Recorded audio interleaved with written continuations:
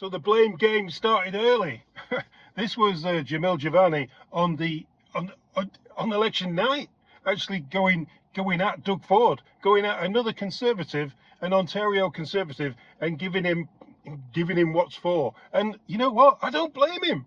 From what he's saying, I don't blame him at all. I don't blame him for having a go at Doug Ford. Let's have a listen. Doug Ford was a problem for you in this campaign. You said that he sabotaged the Conservative campaign. That's your words. You said he was a hype man for the Liberals. Take me through how you see that. Yeah, well, look, Doug Ford just went through an election. I have differences of opinion with him. I don't like how he's managed healthcare or education. But out of respect, we didn't say anything. Federal party, we didn't get in his way.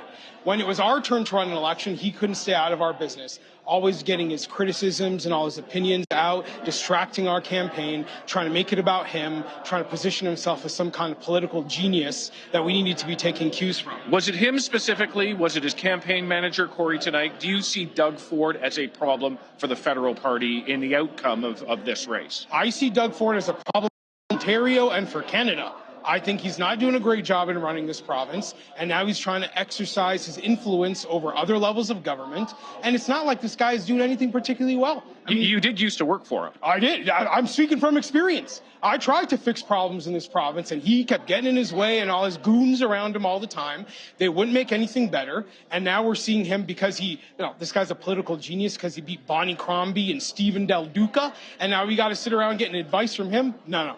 He has taken the provincial Conservative Party and turned it into something hollow, unprincipled, something that doesn't solve problems. He's glad-handing with Chrystia Freeland, having coffees and lattes with Mark Carney. And I'm sitting here saying we need to be fighting for change and something new and something different, not being a hype man to the Liberal Party. So yeah, Doug Ford stuck his nose in where it wasn't wanted. He really did. He should have just kept his mouth shut and just let the election go without him having to run around and do this, that and the other.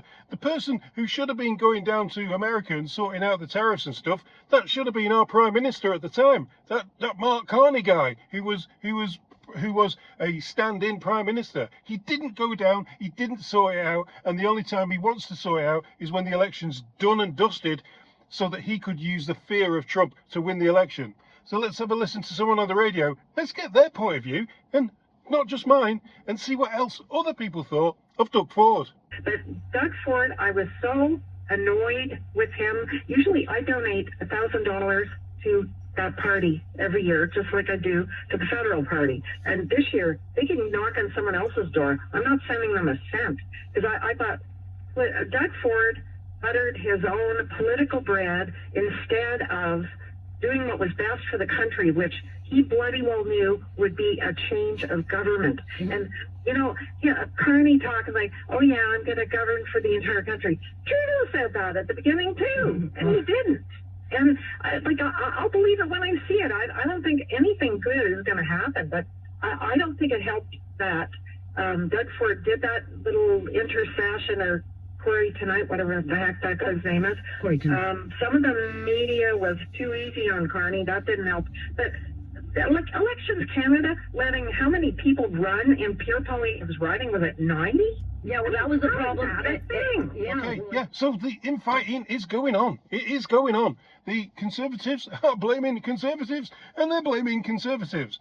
The Liberals, the NDP, they haven't got anyone to blame. They're all gone. They've disappeared. Boom, down the road. The Liberals, it's a minority. A minority.